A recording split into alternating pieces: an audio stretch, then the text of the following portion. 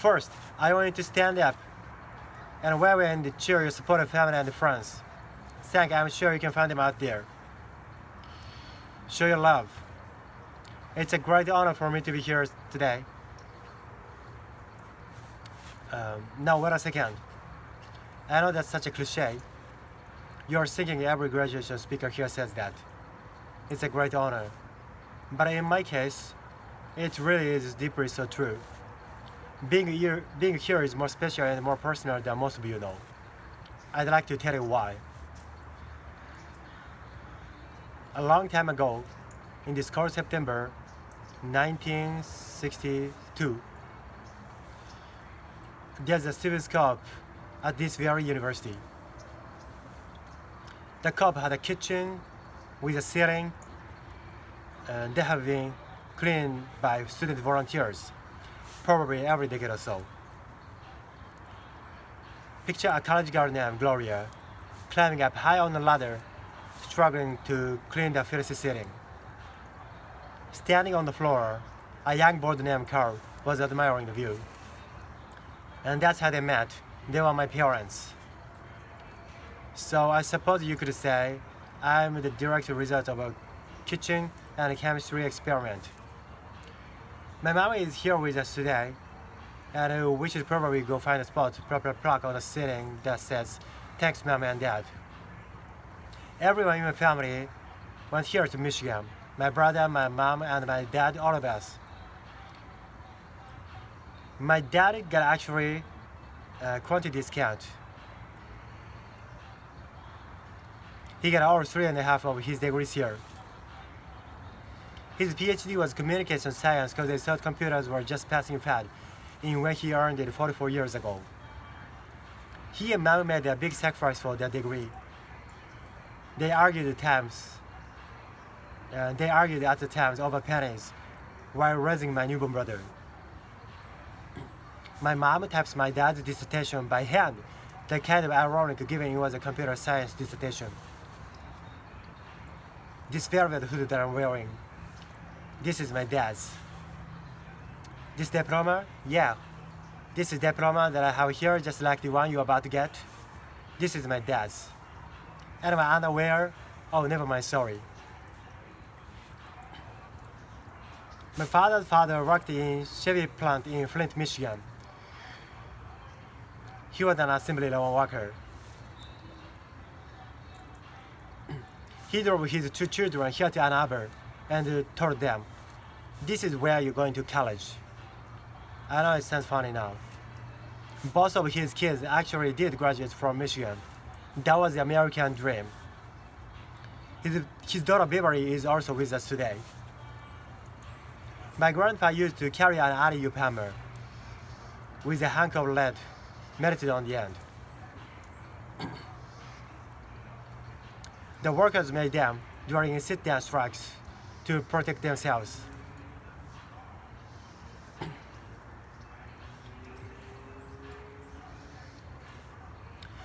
When I was growing up, we used the hammer whenever we needed to pound a stick or something into the earth. It is wonderful that people don't need to carry a heavy, blunt object for protection anymore. But just in case, I brought it with me. Alright. My dad became a professor at Michigan State.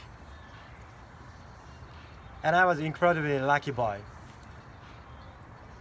A professor's life is pretty flexible. He was able to spend oodles of time raising me. Could there be any better upbringing than university brats?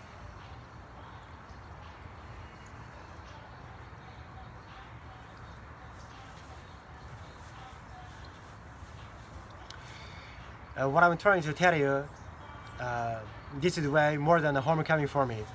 It's not easy for me to express how proud I am to be here with my brother, my mom, and my wife Lucy, and with all of you at this amazing institution that is responsible for my very existence. I'm serious for all of you, and I'm serious for all of your family and friends. As all of us joined this great big Michigan family, I feel I've been a part of all of my life. What I'm most trying to tell you is I know exactly what it feels like to be sitting in your seat listening some old gas bag give a long-winded commencement speech. Don't worry, I'll be brief.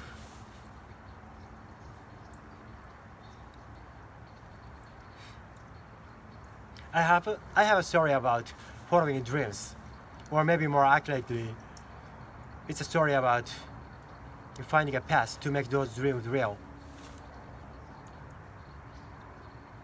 You know what it feels like to wake up in the middle of the night with a vivid dream. You know how if you don't have a pencil and a pad by the bed, it will be gone by the next morning. I have one of those dreams when I was 23. When I suddenly woke up, I was thinking, what if we could download the web and just keep the link? I grabbed the pen and started writing. Sometimes it's important to wake up and stop dreaming. I spent the middle of the night scribbling out the details and convincing myself it would work. Soon after, I told my advisor, Terry Winograd, it would take a couple of weeks to download the web. It would take a couple of weeks for me to download the web.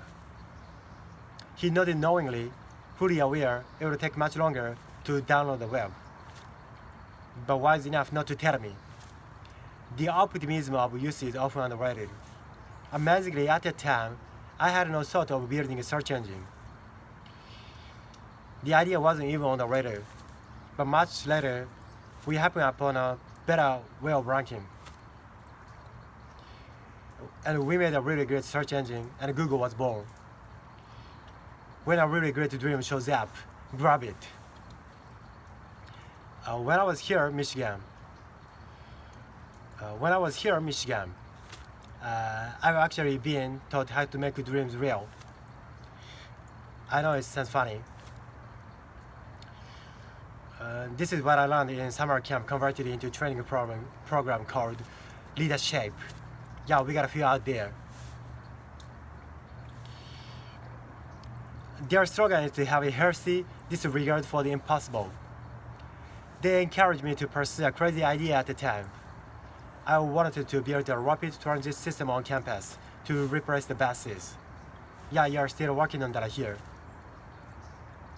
It was a futuristic way of solving our transportation problem. I still think a lot about transportation. You never lose a dream. You just incubate as a hobby. Many things people labor hard to do now, like cooking, cleaning, and driving, will require much less human time in the future. That is if you have a healthy disregard for the impossible and actually build the solutions.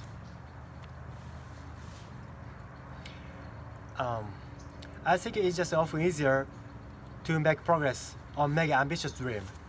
I know that sounds completely nuts, but since no one else is crazy enough to do it, you have little competition. In fact, there are so few people this crazy that I feel like I know them all by first name. They all travel as if they were pack dogs and they stick to each other like glue. The best people want to work on the big challenges. That is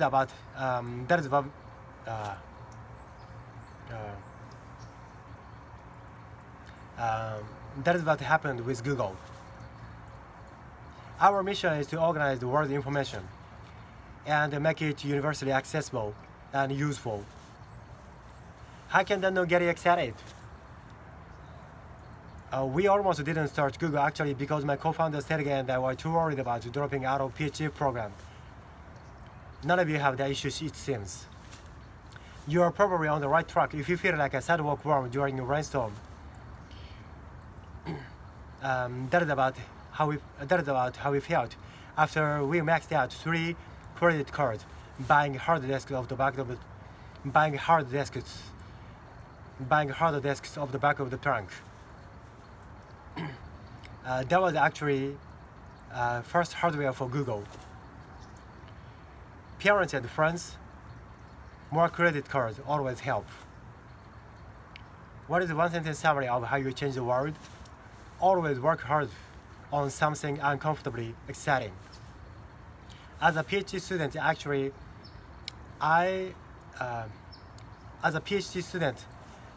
actually had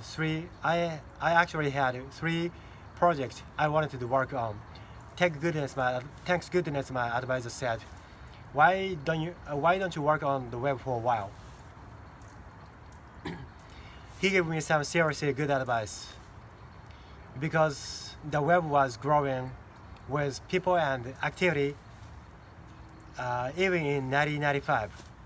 Technology, and especially internet, can really help you be lazy. Lazy? What I mean is that a group of 3 people can write software that 10 millions can use and enjoy. Can 3 people answer the 4 million times? Find leverage in the world so you can be truly lazy. Yeah. Overall, I know it seems like the world is crumbling out there. It's a really great time in your life to get a little crazy, follow your curiosity, and be ambitious about it. Don't give up on your dream. The world needs you all. So here's my final story. On a day like today, you might feel exhilarated, like you've been just shut out of a can at the circus, and even invincible. Don't never forget that incredible feeling. But also always remember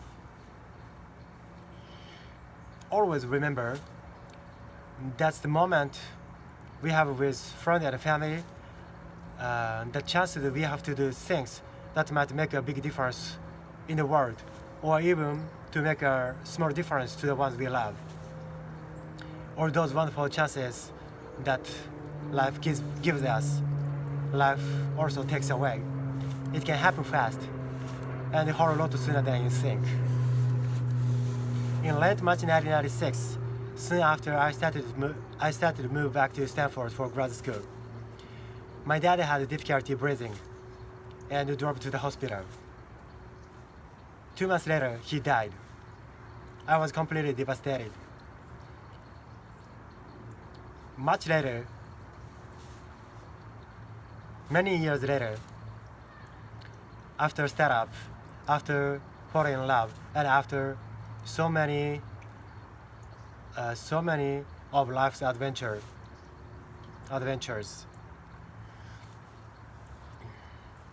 I found myself thinking about my dad.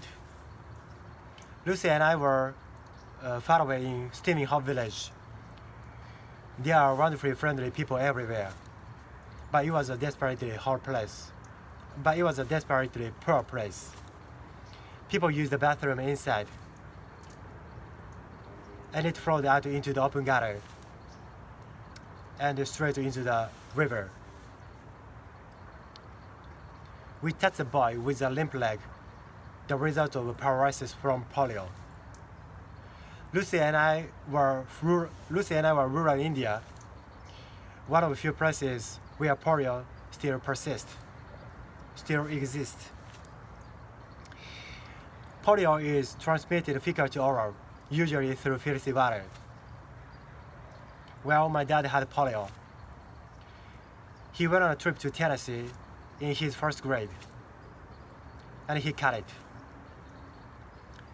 He was hospitalized for 2 months, and had to be transported by military DC-3 back home, his first flight.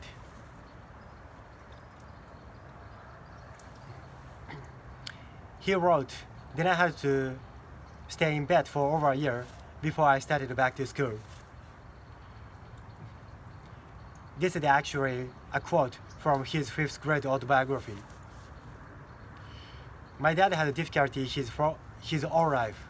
My dad had difficulty breathing his whole life. And the complications of polio were what took him from us too soon.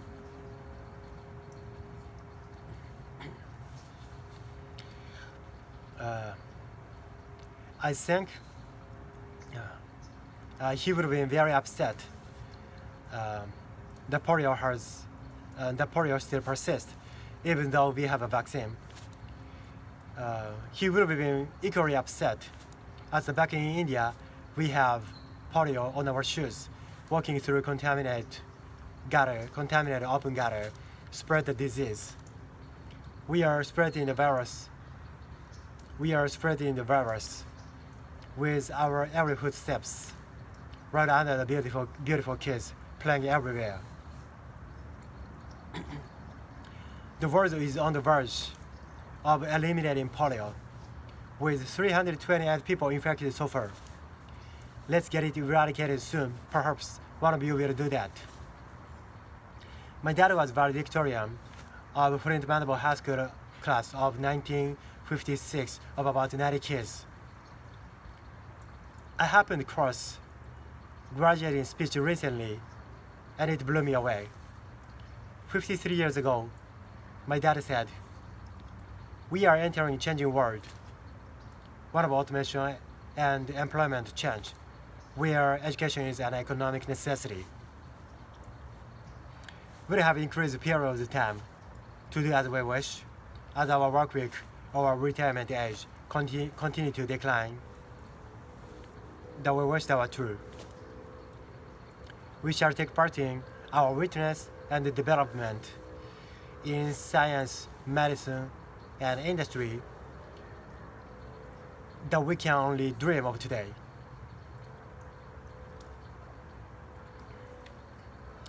It is said the future of any nation can be determined by care and preparation given its youth. If all the youth of America were as fortunate in securing an education as we have been, the future of the United States can be more bright than it is today. Well, my dad was alive today. The thing I think he would be more. If my dad was alive today, the thing I think he would be most happy about is that Lucy and I have a baby in Hopper. Yeah, it's called Lucy. I think he would be annoyed that I hadn't got my PhD yet. Thanks, Michigan. My dad was so full of excitement about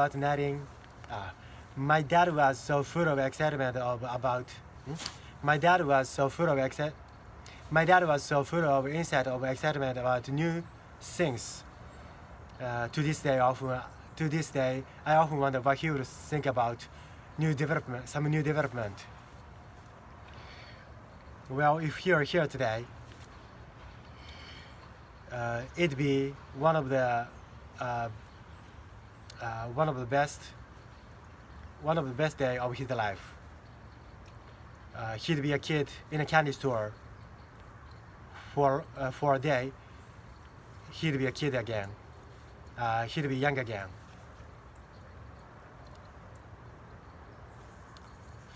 Many of us are fortunate enough to be.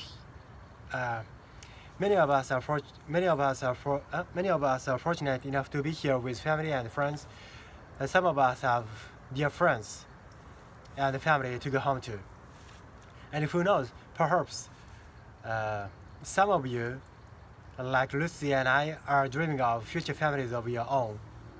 Just like me, your families brought you here, and you brought down here. Please keep them close. And remember, they are what really matters in life. Thanks, ma'am. Thanks, Lucy. And thank you all very much.